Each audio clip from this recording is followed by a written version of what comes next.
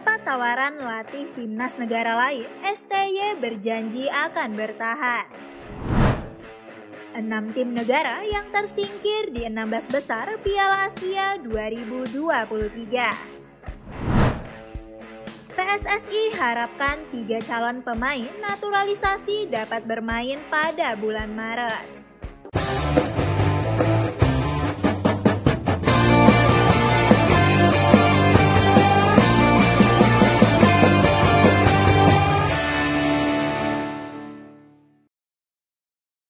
Sintayong berjanji akan bertahan hingga kontraknya bersama timnas Indonesia berakhir pada Juni 2024. Meski mendapat tawaran melatih negara lain usai Piala Asia 2023, STY mengaku bisa saja membayar penalti ke PSSI demi melatih negara lain. Namun pelatih 53 tahun itu memilih bertahan di timnas Indonesia. Sintayong mengaku tawaran untuk melatih negara lain itu datang pekan lalu. Namun, pelatih asal Korea Selatan memastikan tawaran bukan datang dari negara rival Indonesia di Asia Tenggara. Kontrak Sintayong bersama PSSI akan berakhir pada Juni 2024. Ketua Umum PSSI, Erick Thohir memutuskan untuk memperpanjang kontrak STY selama 6 bulan dari durasi aslinya yang berakhir pada Desember 2023. Perpanjangan kontrak itu cukup membuahkan hasil sejauh ini. Berkaca dari hasil timnas Indonesia di Piala Asia 2023, Sintayong membawa timnas Indonesia kali pertama lolos ke 16 besar Piala Asia. Selanjutnya, STY melanjutkan tugas memimpin timnas Indonesia di kualifikasi Piala Dunia 2023 bersama tim senior dan Piala Asia U23 2023 bersama tim U23. Hingga hari ketiga pelaksanaan babak 16 besar Piala Asia 2023-2024, terdapat 6 negara yang gagal melangkah ke babak perempat final.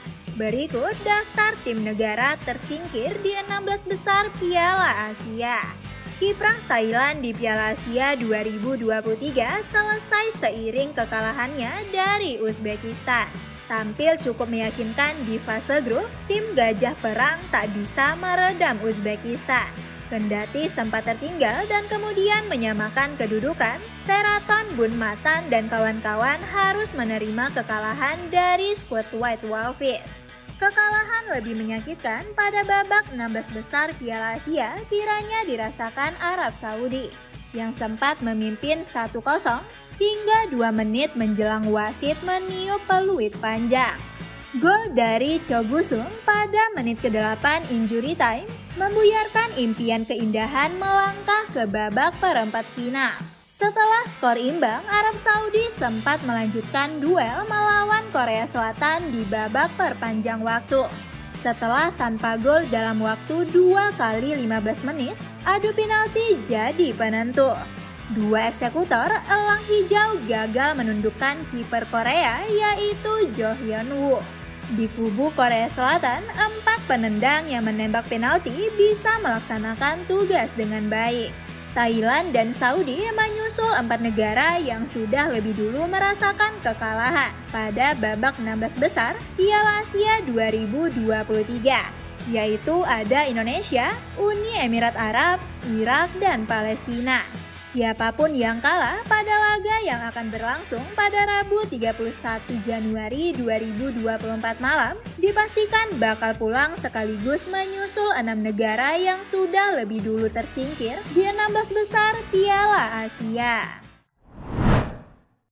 Ketua PSSI Erick Thohir berharap 3 calon pemain naturalisasi timnas Indonesia bisa tampil di kualifikasi Piala Dunia 2026 pada Maret mendatang. 3 pemain yang saat ini tengah menjalani proses menuju naturalisasi adalah Nathan Joaon, Tom Haye, dan Ragnar Oratmagoen. Untuk Nathan, sejatinya prosesnya sudah di tahap akhir, yaitu sumpah pewarganegaraan. Seharusnya Nathan dijadwalkan mengambil sumpah pewarganegaraan bersama Jaidnes pada Desember lalu. Namun saat itu Nathan tidak mendapat izin dari klub sehingga tidak bisa datang. Nathan saat ini baru berusia 22 tahun, sedangkan Orat Magoen berumur 26 tahun. Sementara itu, Tom Haye saat ini berusia 28 tahun. Erick Thohir berharap para pemain ini bisa ikut tampil di kualifikasi Piala Dunia 2026 pada Maret mendatang. Karena itu, ia meminta pihak-pihak terkait untuk turut serta mendukung dan membantu proses naturalisasi. Timnas Indonesia saat ini ada di posisi ketiga, babak kedua kualifikasi Piala Dunia. Skuad Garuda baru saja mengkoleksi 1 poin dari 2 laga awal. Duel lawan Vietnam, kandang dan tandang pada bulan Maret bakal memegang peran penting terhadap peluang lolos Timnas Indonesia. Andai bisa meraup 6 poin dari 2 laga tersebut, peluang lolos ke babak ketiga terbuka lebar. Bisa News.id, Nindya Farisa mewartakan.